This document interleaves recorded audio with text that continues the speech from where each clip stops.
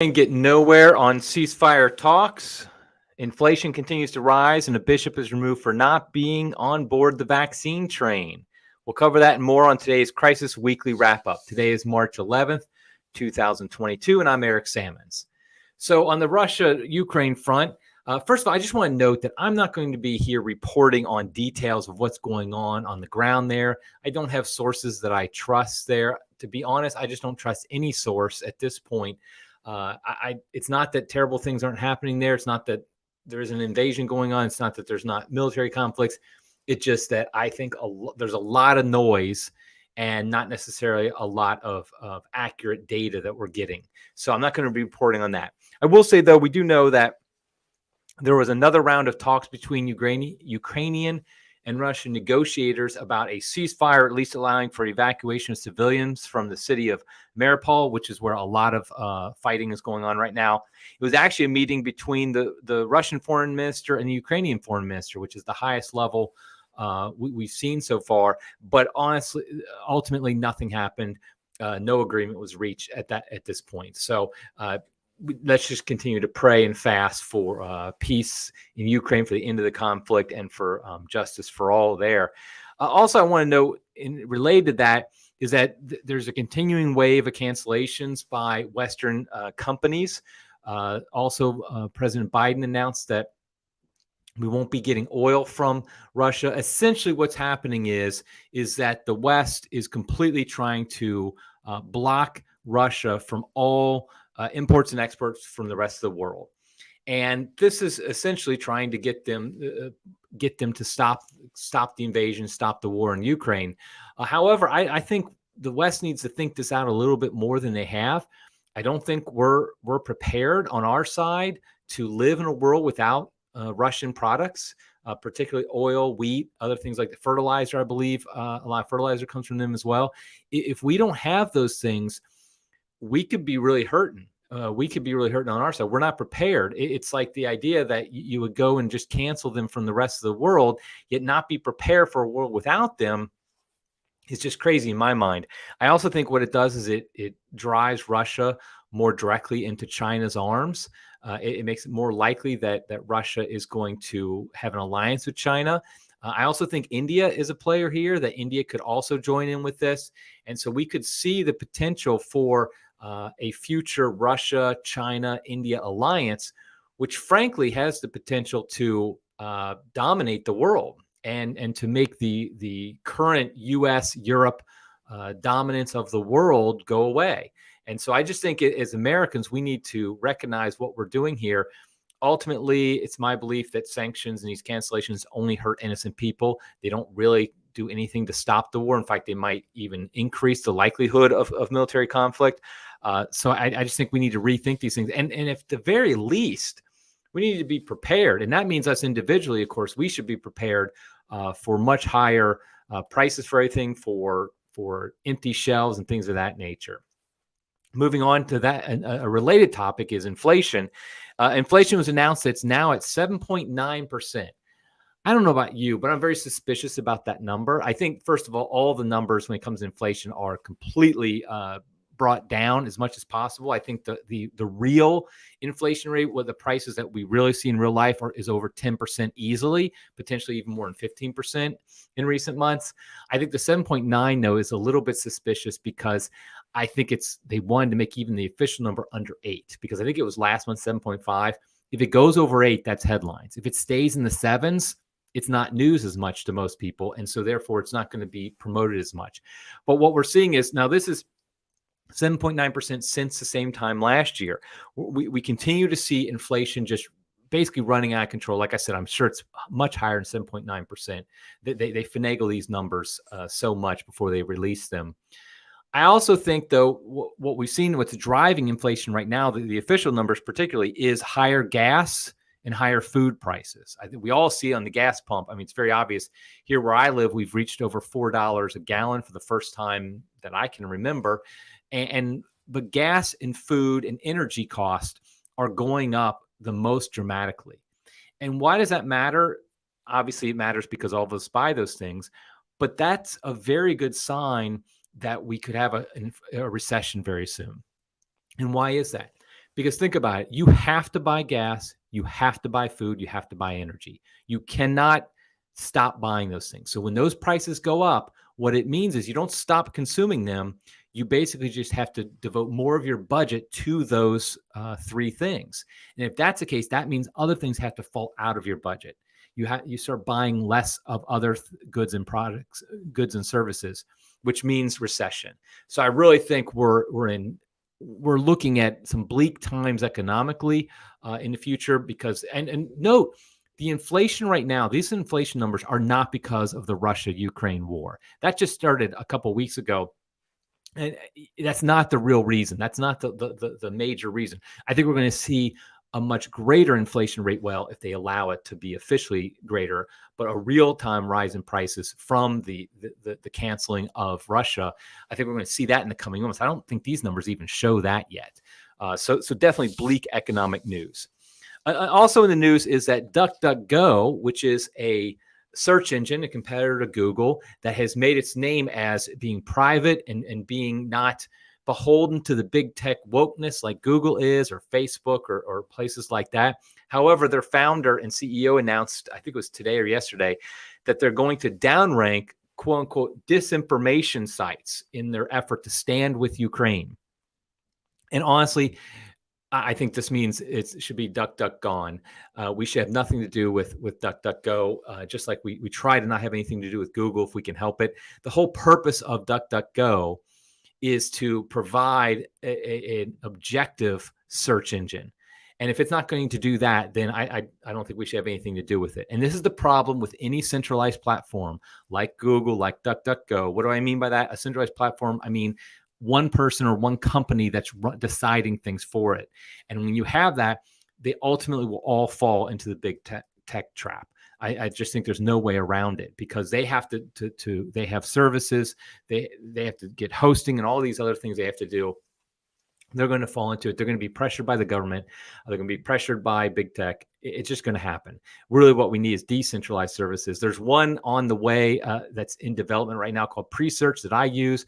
It's not completely decentralized yet, but I do know the CEO and founder of Presearch, and he is committed to a completely objective search engine where he's not going to downrank things that he doesn't like by calling them disinformation.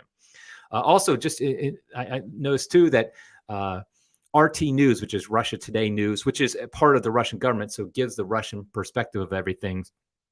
They have been canceled by everybody. But interestingly, on Odyssey, which we're streaming on Odyssey right now, Crisis has a channel on Odyssey as well. Odyssey will not remove RT News from their platform because that's the whole point of Odyssey. It's actually uses a decentralized platform called Library. They're not going to delete RT News, which I think is great. Not that RT News is always right and that we should listen to everything it says. But I just think once you start canceling certain news services, you're going to cancel. We know from COVID days, that means they're going to cancel good news services as well as bad. In fact, they're mostly going to just cancel the good ones. And so I would just say that DuckDuckGo, it's unfortunate, but I think we should just leave them, start using more sites like Odyssey and Presearch. Okay, in Catholic news, there's a story this week that I have not commented on at all because honestly, I was waiting to see if there's more information that would come out about it. And that's a bishop in Puerto Rico who was basically ousted from his position by the Pope. Bishop Daniel Fernandez Torres, who is the bishop of the Diocese of Arecibo, I apologize if I pronounced that incorrectly, since 2010. He was removed from office by Pope Francis. The Vatican did not give a reason. But what we know about him, what he said was that he was removed because he had not been obedient to the Pope, nor had I been in sufficient communion with my brother bishops of Puerto Rico. And so that sounds very odd, frankly, because how had he not been obedient to the Pope and how had he not been in sufficient communion? Well, when you find out, basically, he had resisted sending his seminarians to the new Interdiocesan Seminary of Puerto Rico, approved by the Vatican in 2020. And also, he had supported conscientious objection to compulsory vaccination against COVID-19 back in August. And this is the only thing that we know. The reason I was hesitating, I was like, there's got to be something else behind the scenes. There's got to be some reason that he's getting removed other than that. But it doesn't look like that's the case. It's simply because he's not on the COVID train. It's because he's not completely following papal politics. And that's what this is. This has nothing to do with theology. He's not a heretic. Nobody's accusing him of being a heretic. It doesn't sound like there's any accusations of him covering up sexual abuse or anything like that, or him engaged in himself. This simply is he is not following papal politics. And so that means he's not in sufficient communion. This is such an abuse of the term communion. It's really a complete misunderstanding of what communion means. Communion is not agreement with papal fiat. It does not mean simply that we agree with every single thing the Pope says, and if we don't, we're not in communion with him. It has nothing to do with it. Communion is obviously based on communion with Jesus Christ in the Blessed Sacrament, and communion basically means that we're in communion with the faith as it's been handed on to us from the apostles to today. That's how we're in communion. We're not in communion with a person in the sense of the Pope. We're in communion with a person, Jesus Christ, and we're in communion in his teachings, in the faith that's been handed on to us. That's how we're in communion. And so the idea that this Puerto Rican bishop is not in communion somehow, or not in, what was the other term he used? In communion, not been obedient to the Pope. This is just ridiculous. The Pope, first of all, the Pope has never declared that compulsory vaccinations are required. So if this bishop is against that, he's being obedient. He's not being disobedient to Pope to do that. And even if the Pope said that, he can't say that. You don't have to obey such a command because it's not legitimate. And so it just is a sign of just the priorities of the Vatican. Because we all know that German bishops right now are just going crazy on the heresy train. They're completely embracing heresy, promoting it, trying to get people to endorse homosexual marriages, homosexuality in general. And do we see anything from the Vatican telling them that they're being removed from office? At this point, in a just world, the Pope would have removed every single German bishop who's been behind this. But yet, what does he do? He removes somebody who is not pro-vaccination enough. I mean, it's a clown show, to be honest. So let's pray for that. And so much also for the synodal path, this whole idea that we're all working together. I mean, the whole synodality has been a joke from the beginning. We all know it has been. There is an actual tradition of synodality in the Catholic Church, particularly also in the Eastern rites of the Church, Eastern churches. But this is not it. This is basically just you take a few bishops that agree with the Pope.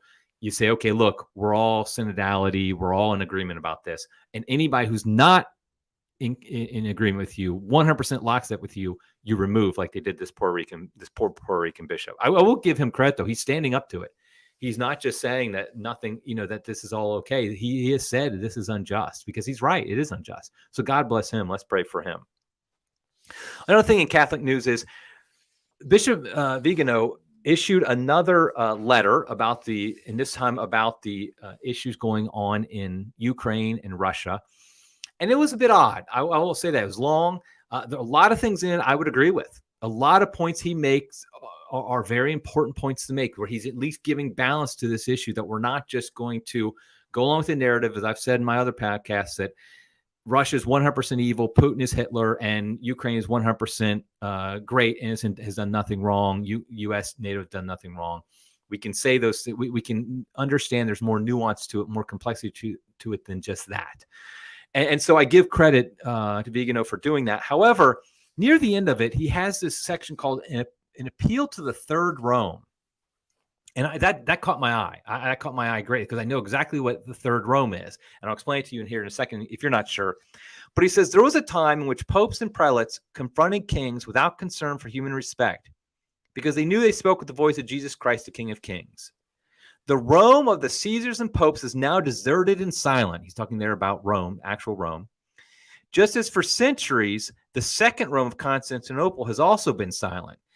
And then he says, perhaps Providence has ordained that Moscow, the third Rome, will today in the sight of the world take on the role of eschatological obstacle to the Antichrist. This is harking to a theory. So, okay, we have Rome, which is the Rome we all know, the Pope of Rome and things like that. But at one point, eventually, when the Western Roman Empire fell, and we only had the Eastern Roman Empire called the Byzantium Empire, that was then Constantinople became the New Rome. That was called the New Rome. Actually, when Constantine himself moved there, it was called the New Rome. And the idea in the East was that when Rome fell, first of all, secular Rome, the Roman Empire fell, but then also in their minds, in the Eastern minds, when Catholic Rome fell, or Orthodox Rome, they would say fell, when there was a schism and the popes of Rome became heretics in the eyes of the Eastern Orthodox. Now we have the New Rome, and so now it's in Constantinople. But then Constantinople fell to the Muslims in 1453. And soon after that, Moscow, which was growing in importance, and Russia growing in importance, and growing importance in the Orthodox world, there was this idea in Russia that Moscow was now the third Rome. That this happened right after that. So now it moved from, and they said there would be no other. So the idea is the seat of authority, the seat of the central seat of Christianity went from Rome to Constantinople, which was the New Rome, to Moscow, which was the third Rome. And Vigano is using this analogy, using this imagery, and he's explicitly calling Moscow the third Rome. To me, I read that and I can't help but think, is he saying he's Orthodox? Because if you're not, you only can be Orthodox and claim Moscow as the third Rome. You can love Russia, you can love Moscow, you can love a lot of the history, the Christian history of Russia, which is very beautiful and has a lot to commend to it. But to call it a third Rome, a Catholic calling Moscow third Rome, to me strikes me as very odd and frankly a schismatic attitude. And I know that gets thrown away around so much that if you don't go 100% lockstep with Pope, you have a schismatic attitude. But calling Moscow the third Rome is an Orthodox statement. It's not a statement a Catholic should really be making. So I don't know what to make of this, to be honest. I don't know what he meant by that. Perhaps he's just using imagery, not trying to really declare Moscow as a real Rome, but just saying that it's going to be where Christianity flourishes in the future. Perhaps that's all he means. I just think he should be a little more careful about his imagery if that's what he's saying. Or he's saying that he actually is now embracing Eastern Orthodoxy, which would be unfortunate. Okay, the last thing I just want to mention in the news is that baseball is coming back. I know a lot of you might not really care about this too much, but Major League Baseball ended its lockout, and the season had been delayed. It's going to be delayed by about a week, but they're going to start up April 7th. I think, honestly, most professional sports are way too overemphasized. I also think that professional sports are way too woke. I used to watch Major League Baseball a lot. I mean, my son and I, we even had a podcast about it years ago. I don't watch it very much at all. I do think it's nice, though, that there's going to be sports that we can, baseball we can watch at times if we want to, without obviously embracing all the craziness behind it. So anyway, that's kind of a great sign of spring is when you have baseball coming back. So hopefully that means good times are ahead in many ways. Okay, everybody, that's it for now. Until next time, God love you.